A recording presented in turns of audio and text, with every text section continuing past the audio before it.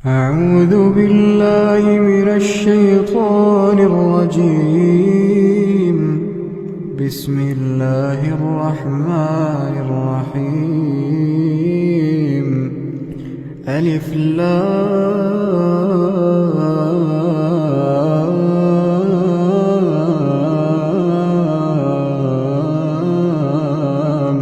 ميم. பெருமதிப்பிற்கும் மரியாதைக்கும் உரிய எல்லாம் வல்ல அல்லாஹுவின் நல்லடியார்களே, அருமை பெரியோர்களே, தாய்மார்களே, சகோதர சகோதரிகளே, அல்லாஹுடைய பேரருளால் அவனது மார்க்கத்தை அறிந்து கொள்ள வேண்டும் என்கிற பேரார்வத்தோடும் அல்லாஹ் ரப்புல் ஆலமீன் நம்மீது கடமையாக்கியிருக்கும் இந்த ஜும்மாவை அன்னலம் பெருமகனார் நபிகள் நாயகம் ஸல்லல்லாஹு அலைஹி வஸல்லம் அவர்களின் வழிகாட்டுதலோடு நிறைவேற்ற வேண்டும் என்ற எண்ணத்தோடும் நாம் இங்கே கூடியிருக்கிறோம். இறைவனின் அன்பும் அருளும் பொழிகிற இந்த நேரத்தில் நபிகளார் எச்சரித்த நரகம் என்ற ஒரு தலைப்பை நான் தேர்வு செய்திருக்கிறேன். நபிகளார் எச்சரித்த நரகம் என்ற இந்த தலைப்பிற்கான காரணம் என்ன என்றால், நாம் வாழுகிற இந்த உலக வாழ்க்கையில் நம்முடைய வாழ்க்கையினை ஒழுக்க மாண்போடும் மார்க்க நெறியோடும் அமைத்து கொள்ள வேண்டும் என்றால் நம்முடைய உள்ளத்தில் அச்சத்தை ஏற்படுத்துகிற, பயத்தை ஏற்படுத்துகிற சிந்தனைகள் மிக முக்கியமானது. தீமைகள் மட்டுமே நிறைந்திருக்கிற இந்த கால சூழலில் நம்முடைய வாழ்க்கையை நாம் மூமின்களாக, முஸ்லிம்களாக நம்முடைய வாழ்க்கையை தக்க வைக்க வேண்டுமென்றால் நபிகளாருடைய இந்த எச்சரிக்கைகள்லாம் மிக முக்கியமானது. நபிகள் நாயகம் ஸல்லல்லாஹு அலைஹி வஸல்லம் அவர்கள் இந்த சமுதாயத்திற்கு ஏராளமான எச்சரிக்கைகளை நமக்கு செய்திருக்கிறார்கள். மரணத்திற்கு பின்னால் இருக்கிற மறுமையை பற்றி ஏராளமான எச்சரித்திருக்கிறார்கள். அந்த நம்முடைய மறுமை வாழ்க்கைக்கு பிறகு நடைபெறக்கூடிய அந்த தீர்ப்பு நாளை பற்றி, மறுமை நாளை பற்றி, மறுமை நாளுக்கு பிறகு நடக்கவிருக்கிற சொர்க்கத்தை பற்றியும் ஏராளமான இடங்களில் நபிகள் நாயகம் ஸல்லல்லாஹு அலைஹி வஸல்லம் அவர்கள் எச்சரித்திருக்கிறார்கள். அந்த எச்சரிக்கைகளை நாம் செவிமடுத்து நம்முடைய வாழ்க்கையில் இறை அச்சமுடையவர்களாகவும் இந்த நரகத்திற்கு பயந்து வாழக்கூடிய மக்களாக நம்முடைய வாழ்க்கையை அமைத்து கொண்டால் நம்முடைய வாழ்க்கை ஒழுக்க மாண்போடும் மார்க்க நெறியோடும் அமையும். அல்லாஹ்வின் தூதரவர்கள் அப்படி என்னெல்லாம் எச்சரித்திருக்கிறார்கள்? நரகத்தை பற்றி ஏராளமான இடங்களில் எச்சரிக்கை நமக்கு செய்யப்பட்டிருக்கிறது. அல்லாஹ்வுடைய தூதரவர்கள் நரகத்தின் ஆழத்தை பற்றி நமக்கு சொல்கிறார்கள். நரகத்தில் அடிப்படையான முதலில் வேதனை செய்யப்படுகிற ஆரம்ப வேதனைகளை பற்றி நபிகள் நாயகம் நமக்கு புரிய வைக்கிறார்கள். அதற்காகத்தான் அல்லாஹ்வுடைய தூதரவர்கள் தன்னுடைய வாழ்க்கையில் அதிகமாக பாதுகாப்பு தேடிய விஷயங்களில் இந்த நரகத்திலிருந்தும் அல்லாஹ்வுடைய தூதரவர்கள் பாதுகாப்பு தேடினார்கள். எந்த அளவுக்கு அப்படின்னு சொன்னா, ரசூல் அன்றாட வாழ்க்கையில கேட்கக்கூடிய துவாக்கள் ஏராளம். அல்லாஹ்வுடைய தூதரவர்கள் கடனிலிருந்து பாதுகாப்பு தேடி இருக்கிறார்கள், பாவங்களிலிருந்து பாதுகாப்பு தேடி இருக்கிறார்கள். இதுவெல்லாம் அன்றாட நபிகள் நாயகம் ஸல்லல்லாஹு அலைஹி வஸல்லம் அவர்கள் செய்யக்கூடிய பிரார்த்தனைகள்.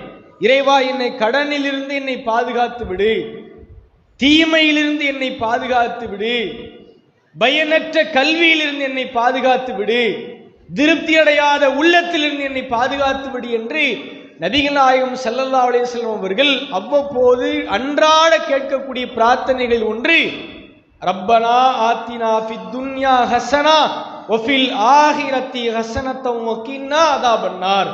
இறைவா, எங்களுக்கு இம்மையிலும் நன்மையை வழங்கு, மறுமையிலும் நன்மையை வழங்கு, எங்களை நரகத்திலிருந்து பாதுகாத்து விடு என்று அல்லாஹ்வின் தூதரவர்கள் கேட்காத எந்த நாளும் இல்லை. இப்ப தினந்தோறும் அல்லாஹ்வுடைய தூதரவர்கள் கேட்ட பிரார்த்தனை என்ன? அடிக்கடி கேட்ட பிரார்த்தனை என்ன? ஒவ்வொரு நாளும் பல தடவை கேட்ட பிரார்த்தனை என்ன என்று சொன்னால், இந்த நரகத்திலிருந்து தன்னை பாதுகாக்குமாறு அல்லாஹ்விடத்தில் கேட்டிருக்கிறார்கள். அனஸ் ரலியல்லாஹு அன்ஹு இடத்துல கேட்கப்படுகிறது. ரசூலுல்லாஹ்வுடைய பணியாளராக இருந்த அனஸ் அவரிடத்தில் கேட்கப்படுகிறது, அல்லாஹ்வின் தூதர் அவர்கள் அதிகமாக செய்த பிரார்த்தனை என்ன? தன்னுடைய வாழ்க்கையில் நபிகள் நாயகம் ஸல்லல்லாஹு அலைஹி வஸல்லம் அவர்கள் ஒவ்வொரு நாளும் இறைவனிடத்தில் எதை வேண்டுவார்கள் என்று அனஸ் அவரிடத்தில் கேட்கிற பொழுது அனஸ் அவர்கள் பதிலளித்தார்கள், அல்லாஹ்வின் தூதர் அவர்கள் அல்லாஹ்விடத்தில் கேட்பார்கள், ரப்பனா ஆத்தினா ஃபித் துன்யா ஹஸனா வ ஃபில் ஆஹிரத்தி ஹஸனத்தன் வ கின்னா அதாபன்னார் என்று அல்லாஹ்வின் தூதர் அவர்கள் அதிகமாக கேட்பார்கள் என்று அனஸ் ரலியல்லாஹு அன்ஹு அவர்கள் சொல்கிறார்கள். இப்ப நபிகள் நாயகம் ஸல்லல்லாஹு அலைஹி வஸல்லம் அவர்கள் சொர்க்கத்திற்கு நன்மாராயணம் சொல்லப்பட்டவர்கள், சொர்க்கத்தில் நம்மை வழிநடத்தக்கூடியவர்கள், சொர்க்கத்தில் நமக்காக வேண்டி பரிந்துரை செய்வார்கள் என்று சொல்லப்பட்ட அல்லாஹ்வின் தூதர் அவர்கள் எப்படி நரகத்திற்கு அஞ்சி வாழ்ந்தார்கள்? அப்படிப்பட்ட அச்சம் இன்றைக்கு நம்மிடத்தில் இருக்கிறதா? ஏதோ பயான்களை கேட்கிற பொழுது நம்முடைய உள்ளத்திலே பயம் வருகிறது.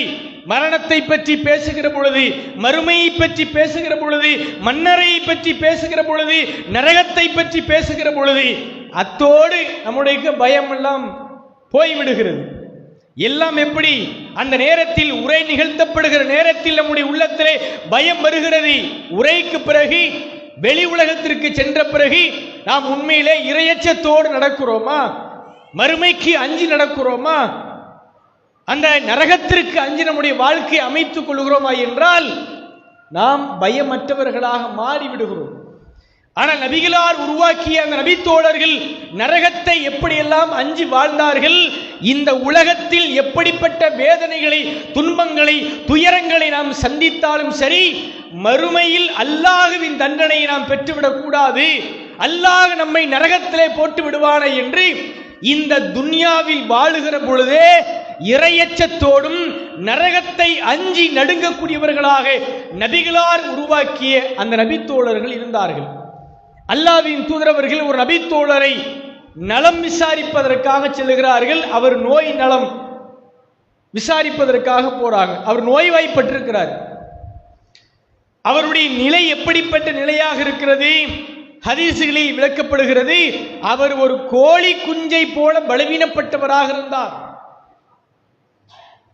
நம்மெல்லாம் ஊர்ல சொல்லுவோம் இல்ல, ஆளு ரொம்ப மெலிஞ்சு போயிட்டாரு, ஒண்ணுமே தேராது அப்படின்னு சில பலவீனமானவர்களை சொல்வதை போல ஹதீசுகளில் சொல்லப்படுகிறது, அவர் கோழி குஞ்சை போல பலவீனப்பட்டவராக இருந்தார்.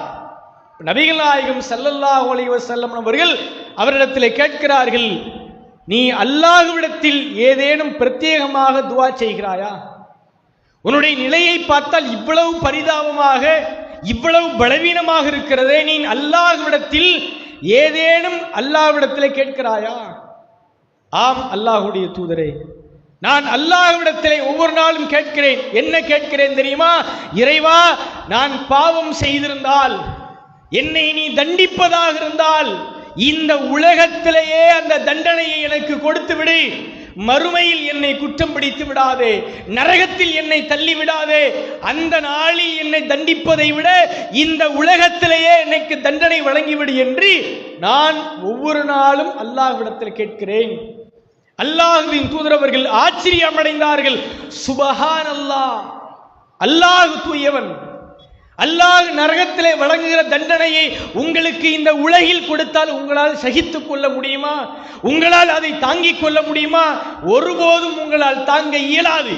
நீங்கள் என்ன அல்லாஹ்விடத்திலே கேட்டிருக்க வேண்டும் தெரியுமா? அல்லாஹ்விடத்திலே நீங்கள் கேட்டிருக்க வேண்டும், ரப்பனா ஆத்தினா ஃபித் துன்யா ஹஸனா வ ஃபில் ஆஹிரத்தி ஹஸனத்தன் வ கின்னா அதாபன்னார். இறைவா, என்னை இந்த உலகத்திலும் எனக்கு நன்மையை வழங்கிவிடு, மறுமையிலும் எனக்கு நன்மையை வழங்கிவிடு, என்னை நரகத்திலிருந்து பாதுகாத்து விடு என்று அப்படியல்லவா நீங்கள் கேட்டிருக்க வேண்டும் என்று தன் தோழருக்கு நபிகளார் அறிவுரை சொன்னார்கள். இதில் கவனிக்க வேண்டிய செய்தி என்ன?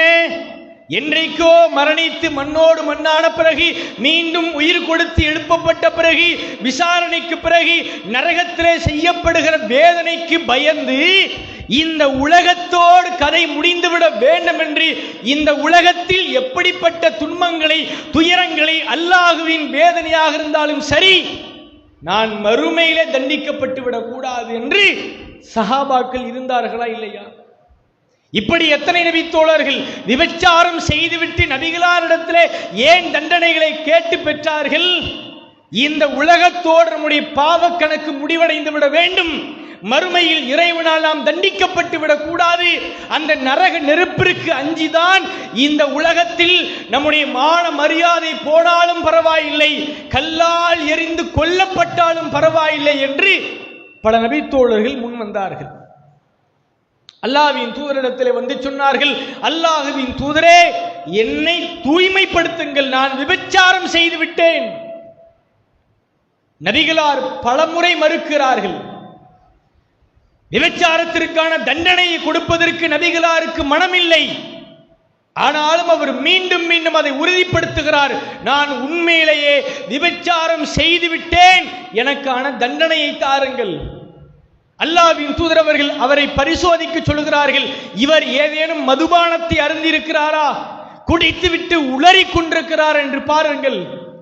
நான் குடிக்கவில்லை, மதுபானத்தை அருந்தவில்லை, தெளிவாக இருக்கிறேன் அல்லாஹ்வின் தூதரே, நான் விபச்சாரம் தான் செய்துவிட்டேன், எனக்கு தண்டனையை கொடுத்து விடுங்கள்.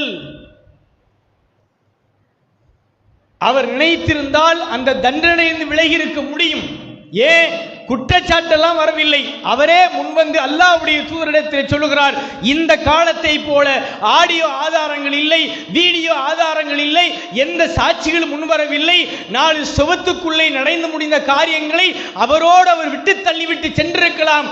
ஆனாலும் இந்த சபையை சொல்வதால் என்னுடைய மானம் மரியாதை எல்லாம் போனாலும் பரவாயில்லை, அல்லாஹ்வின் தூதரவர்களால் தண்டனை கொடுக்கப்பட்டாலும் பரவாயில்லை, மறுமையில் அல்லாஹ்வின் பிடி மிக கடுமையானது, அல்லாஹ் நம்மை நரகத்திலே தள்ளிவிடுவான் என்ற பயத்தை தவிர தண்டனையை பெற்றதற்கு வேறு என்ன நோக்கம் இருக்க முடியும்?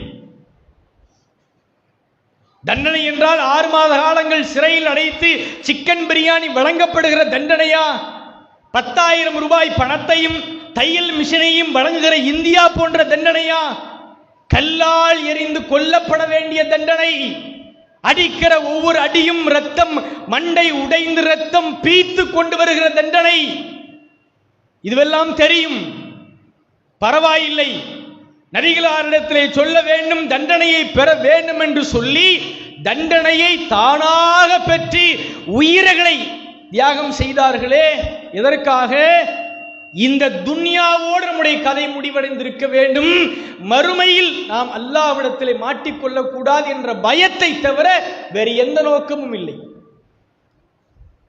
அப்படி நம்முடைய உள்ளத்தில் நாம் இன்றைக்கு ஒவ்வொரு காரியத்தையும் செய்கிற பொழுது நம்முடைய உள்ளத்தில் இதை செய்தால் அல்லாஹ் நம்மை தண்டித்து விடுவான், அல்லாஹ் நம்மை நரகத்திலே போடுவான் என்ற பயம் நம்முடைய உள்ளத்திலே வருகிறதா? இல்லையே. வணக்க வழிபாடுகளை தவறவிட்டு விட்டோம் என்று சொன்னால் இதனால் நாளை மறுமையிலே நாம் நரகத்திலே தள்ளப்படுவோம் என்று மார்க்கம் சொல்லுகிறது. எத்தனை பேர் அந்த வழிபாடை முறையாக செய்கிறோம்? தொழுகை என்ற வழிபாடு உலகத்தில் எத்தனை காரியத்தில் வேண்டுமானால் மனிதர்கள் விதிவிலக்கு பெற முடியும், இந்த தொழுகையிலிருந்து ஒருவனும் நாளை மறுமையிலே தப்ப முடியாது என்கிறது மார்க்கம். அல்லாஹ் தன்னுடைய திருமறையிலே சொல்கிறான், நாளை மறுமையிலே சொர்க்கவாசிகள் நரகத்திலே வெந்து சாகர மக்களிடத்தில் கேட்பார்களாம், மா சலக்கக்கும் ஃபி சக்கர், உங்களை இந்த நரகத்திலே எரிந்தது எது? எது உங்களை நரகத்திலே கொண்டு வந்து தள்ளியது? நரகத்திலே வெந்து சாகிறவர்கள் பதில் சொல்வார்களாம், நாங்கள் உலகத்தில் வாழுகிற பொழுது தொழுபவராகவோ ஏழைகளுக்கு உணவளிப்பவராக நாங்கள் இருந்ததில்லை, நாங்கள் தொழாததால் ஏழைகளுக்கு உணவளிக்காததால் அது எங்களை நரகத்திலே கொண்டு தள்ளி இருக்கிறது என்று அல்லாஹ் திருமறையிலே சொல்லுகிறானே. அப்படிப்பட்ட நரகத்திற்கு பயந்து 5 நேரம் முறையாக தொழுகிற முஸ்லிம்கள் எத்தனை பேர்? நாம் தொழுகை எப்படி பார்க்கிறோம்? தொழுகை எல்லாம் வேலை வெட்டி இல்லாதவர்கள் செய்கிற வழிபாடு, தொழுகை எல்லாம் நேரம் கிடைக்கிற பொழுது செய்கிற வழிபாடு, தொழுகை எல்லாம் வயோதிக காலத்தில் செய்கிற வழிபாடு என்று நாம் தொழுகையை புரிந்து வைத்திருக்கிறோம். ஆனால் தொழாவிட்டால் நரகத்திலே அல்லாஹ் எரிவான் என்று அல்லாஹ் சொல்கிறானே, அந்த எச்சரிக்கையை செவிமடுத்து எத்தனை பேர் தொழுகையை முறையாக கடைபிடிக்கிறோம்? இப்ப இது எதை காட்டுகிறது? நாங்கள் நரகத்திற்கு அஞ்சவில்லை, நபிகளார் எச்சரித்த நரகத்தை நாங்கள் பயப்படவில்லை என்பதை தவிர வேறு எதை காட்டுகிறது? இப்ப அல்லாஹ்வுடைய தூதரவர்கள் நரகத்திற்கு எப்படியெல்லாம் பயந்தார்கள்? அப்படிப்பட்ட நிலை நபிகளாருக்கு இல்லை, பயப்பட வேண்டிய எந்த தேவையும் இல்லை. ஆனாலும் தப்பித்தவரை கூட அல்லாஹ் நம்மை தண்டித்து விடக்கூடாது, நரகத்தில் வீழ்ந்து விடக்கூடாது என்பதிலே நபிகளார் மிக எச்சரிக்கையாக இருந்தார்களா இல்லையா? அதனால்தான் ஒவ்வொரு நாளும் அல்லாஹ்விடத்தில் கேட்டார்கள், இறைவா இந்த உலகிலும் எனக்கு நன்மையை தா, மறுமையிலும் எனக்கு நன்மையை தா, என்னை நரகத்திலிருந்து பாதுகாத்து விடு என்று கேட்டார்களே. நாம் அல்லாஹ் அப்படிப்பட்ட நரகத்திற்கு அஞ்சுகிறோமா? ஒவ்வொரு நாளும் அந்த நரகத்திலிருந்து பாதுகாப்பு தேடுகிறோமா? ரசூலுல்லாஹ் கேட்ட அந்த துஆவை அன்றாட செய்கிற முஸ்லிம்கள் எத்தனை பேர்? அல்லாஹ்வின் தூதரவர்கள் அதன் ஆழத்தை புரிய வைக்கிறார்கள். ஒரு சபையில் நபிகளாரோடு மக்கள் எல்லாம் அமர்ந்திருக்கிறார்கள். அல்லாஹ்வுடைய தூதரவர்களோடு அமர்ந்திருக்கிற பொழுது ஒரு சப்தம் ஏற்படுகிறது. சஹாபா ரசூலுல்லாஹ் கேட்கிறாங்க, இது என்ன சப்தம் தெரியுமா அப்படின்னு. இப்ப சஹாபாக்கள் சொல்றாங்க, அல்லாஹும் அவனது தூதருமே அறிந்தவர்கள். இப்ப நபிகள் நாயகம் அந்த சப்தத்திற்கு விளக்கம் அளிக்கிறார்கள். 70 ஆண்டுகளுக்கு முன்னால் நரகத்தில் எரியப்பட்ட கல் இன்றைக்குத்தான் அதன் ஆழத்தை தொட்டு இருக்கிறது. அப்படி என்றால் நரகத்தின் ஆழம் எப்படிப்பட்ட ஆழம்? 70 ஆண்டு கால பயணத்தினுடைய ஆழம்தான் நரகத்தின் ஆழம் என்று அல்லாஹ்வுடைய தூதர் அவங்க சொல்றாங்களா இல்லையா? அதனால தான் திருக்குர்ஆன் முழுவதும் அல்லாஹ் எச்சரிக்கை செய்கிறான். யா அய்யுஹல்லதீன ஆமனூ, இறை நம்பிக்கையாளர்களே, உங்களையும் உங்கள் குடும்பத்தாரையும் நரக நெருப்பிலிருந்து நீங்கள் பாதுகாத்துக் கொள்ளுங்கள். ஓ கூது ஹன்னாசு வல் ஹிஜாரா, நரகத்தின் எரிபொருட்கள் என்ன தெரியுமா? கற்களும் கெட்ட மனிதர்களும் தான் அதன் எரிபொருட்கள். உங்க குடும்பத்தார் நீங்க பாதுகாத்துக்கிறீங்க, இல்லைன்னா உங்க குடும்பத்தார் தான் நாளை மறுமையினுடைய எரிபொருட்கள் என்று அல்லாஹ் சொல்லுகிறானா இல்லையா? அப்படிப்பட்ட நரகத்தை அஞ்சி நம்முடைய வாழ்க்கை இருக்கிறதா? சஹாபாக்கள் எப்படி ஒவ்வொரு காரியத்தை செய்கிற பொழுது, ஒவ்வொரு பாவங்களில் விழுகிற பொழுது எச்சரிக்கையோடு நடந்து கொண்டார்களோ, அப்படிப்பட்ட எச்சரிக்கையோடு நம்முடைய வாழ்க்கையில இல்லை. இன்னைக்கு எல்லாவற்றையும் எல்லா எச்சரிக்கைகளையும் காற்றிலே பறக்க விட்டு அதெல்லாம் பார்த்துக்கலாம். இந்த உலக வாழ்க்கையே நமக்கு நிரந்தரமான வாழ்க்கையா? இதே உலகத்தில் இதே மேலப்பாளையத்தில் நிரந்தரமாக இங்கே நாம் வாழ்ந்து கொண்டிருக்கிற போறோமா? இல்லை.